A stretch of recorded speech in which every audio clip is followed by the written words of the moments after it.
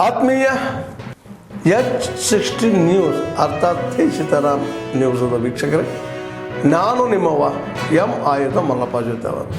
ತಾವು ಈಗ ಸುದ್ದಿಗಳ ಲೋಕಕ್ಕೆ ಎಂಟ್ರಿ ಹೊಡಿತಾ ಇದ್ದೀರಿ.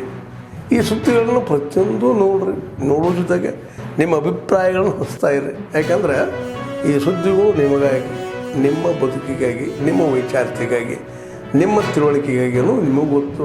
ಜೊತೆಗೆ ನಮಗೂ ನಿಮ್ಮೊಂದಿಗೆ ಇದೊಂದು ಮಾತಾಡುವಂಥ ಜೊತೆಗೆ ಸುದ್ದಿಗಳನ್ನು ಬಿಡುವಂಥ ಕೆಲಸ. ಈ ಕೆಲಸದಲ್ಲಿ ನಾವು ನಿಮ್ಮೊಂದಿಗಿದ್ದೀವಿ ಅಂತ ಹೇಳ್ತಾ ನೋಡ್ತಾ ಇರಿ ಸುದ್ದಿಗಳನ್ನು.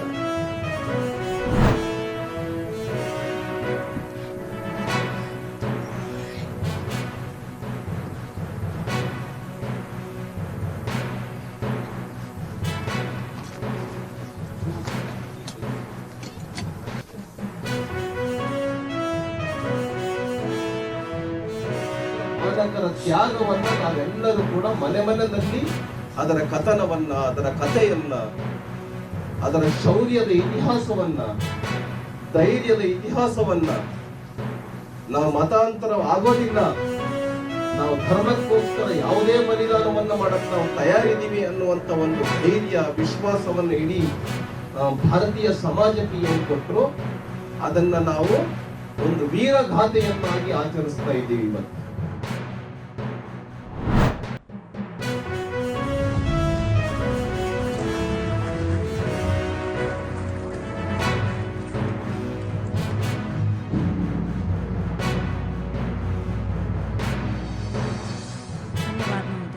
महोदय, आज हमारे बीच 9 पदक विजेता उपस्थित हैं, जिनमें से एक विशिष्ट सेवा के लिए राष्ट्रपति पुलिस पदक से पुरस्कृत हैं एवं 8 पदक विजेता सराहनीय सेवा के लिए इन्हें गणतंत्र दिवस 2024 के अवसर पर विशिष्ट सेवा के लिए राष्ट्रपति पुलिस पदक से सम्मानित किया।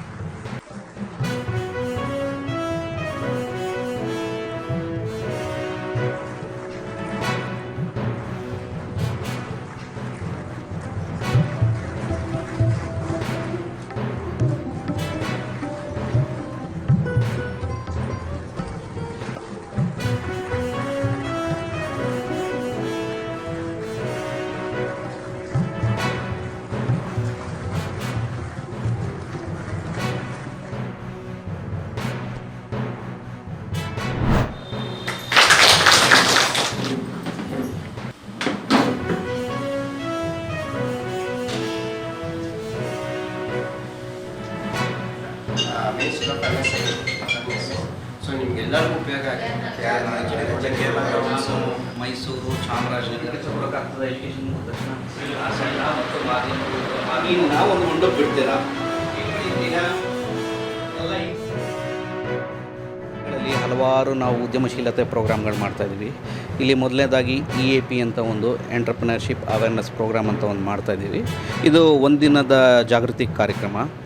ಈಗ ಜನರಿಗೆ how to become an entrepreneur ಅಥವಾ ಅವ್ರ ಸ್ವಂತವಾಗಿ ಅವ್ರ ಕಾಲ ಮೇಲೆ ಹೇಗೆ ನಿಂತ್ಕೋಬೇಕು ಅದ್ರ ಬಗ್ಗೆ ಮಾಹಿತಿಗಳು ಕೊಡ್ತೀವಿ. ಆಮೇಲೆ ಬೇರೆ ಬೇರೆ ಸೆಂಟ್ರಲ್ ಆಗಲಿ, ಸ್ಟೇಟ್ ಗೌರ್ಮೆಂಟ್ ಆಗಲಿ ಯಾವ್ಯಾವ ಸ್ಕೀಮ್ ಇದೆ, ಫಂಡ್ ಸಪೋರ್ಟ್ ಏನಿದೆ, ಅವ್ರು ನಿಲ್ಲೋದಕ್ಕೆ ಯಾವ್ಯಾವ ಥರ ಉತ್ತೇಜನ ಬೇಕು, ಇದ್ರ ಬಗ್ಗೆ ಎಲ್ಲ ಮಾಹಿತಿ ಕೊಡ್ತೀವಿ.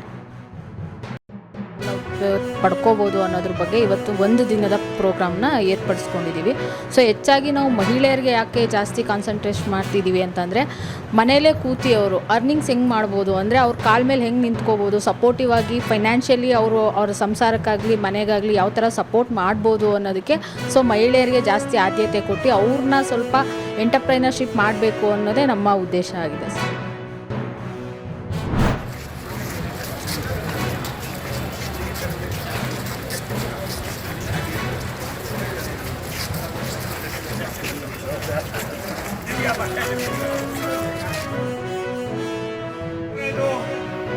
ನಮ್ಮ ಹುಸೇನ್ ಸಾಹೇಬ್, ನಮ್ಮ ಶಾಸಕರು ಹೇಳ್ತಾ ಇದ್ರು ಇನ್ನೊಂದು ಅಂಡರ್ ಪಾಸ್ ಇದಾಗಿದೆ ಅಂತ ಅಂದ್ಬಿಟ್ಟು ಈಗಾಗಲೇ ಡಾಕ್ಟರ್ ಮಂಜುನಾಥ್ ಸಾಹೇಬರು ಅದನ್ನು ಕೂಲಂಕುಷವಾಗಿ ನನಗೆ ವಿವರಣೆಯನ್ನು ಕೊಟ್ಟಿದ್ದಾರೆ. ಯಾರೋ ಗುತ್ತಿಗೆದಾರ ಬಿಟ್ಟೋಗಿದ್ದಾನೆ, ಜಲ್ಲಿಪಲ್ಲಿ ಎಲ್ಲ ತಂದಾಕಿದ್ದಾನೆ ಅಂತ ಹೇಳಿದ್ದೀರಿ. ನಾನು ಅಧಿಕಾರಿಗಳಿಗೆ ಸೂಚನೆ ಕೊಡ್ತೀನಿ, ನಾನು ಕೂಡ ಬಂದು ನೋಡ್ತೀನಿ. ಅದಲ್ಲದೆ ಅದನ್ನು ಯಾವ ರೀತಿ ಕೈ ತಗೋಬೇಕು ಅನ್ನೋದನ್ನು ನಾನು ತಕ್ಷಣವೇ ಅದನ್ನ ಮಾಡೋದಕ್ಕೆ ಪ್ರಯತ್ನವನ್ನು ಮಾಡ್ತೀವಿ. 98% ಆಗಿದೆ ಎಲೆಕ್ಟ್ರಿಫಿಕೇಶನ್. 11 ವರ್ಷದ ಹಿಂದೆ 27% ಇದ್ದಂಥ ರೈಲ್ವೆದು ಎಲೆಕ್ಟ್ರಿಫಿಕೇಶನ್ ಇವತ್ತು 98% ಆಗಿದೆ. ಇದಕ್ಕೆ ಕಾರಣ ಸನ್ಮಾನ್ಯ ನರೇಂದ್ರ ಮೋದಿ ಅವರು.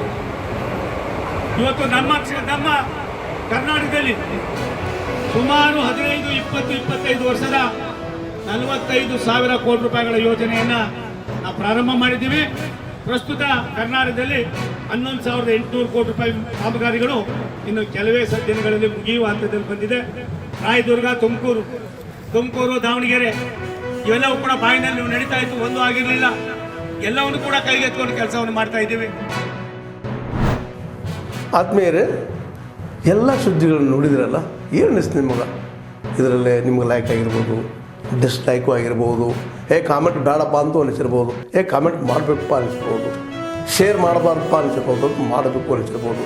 ಏನಾದರೂ ಆಗಲಿ ಶೇರ್ ಮಾಡ್ತಾಯಿರಿ, ಈ ನ್ಯೂಸ್ಗಳನ್ನ ಹಂಚ್ತಾ ಇರಿ, ಜೊತೆಗೆ ಇದಕ್ಕೆ ಸಬ್ಸ್ಕ್ರೈಬ್ ಆಗ್ತಾಯಿರಿ ಅಂತ ಹೇಳ್ತಾ H16 ನ್ಯೂಸ್ ಅರ್ಥಾತ್ ಹೇ ಸೀತಾರಾಮ್, ಇದು ಸತ್ಯದ ಕೈಗೆ ನಡಿ. ವಂದನೆಗಳು.